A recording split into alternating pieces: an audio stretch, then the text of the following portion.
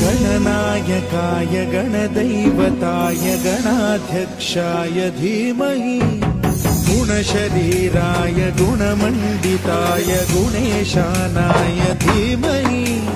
गुणातीताय गुणाधीशाय गुणप्रविष्टाय धीमहि एकदन्ताय वक्रतुण्डाय गौरीतनयाय धीमहि गजेशानाय भालचन्द्राय श्रीगणेशाय धीमहि एकदन्ताय वक्रतुण्डाय गौरीतनयाय धीमहि गजेशानाय भालचन्द्राय श्रीगणेशाय धीमहि गानचतुराय गानप्राणाय गानान्तरात्मने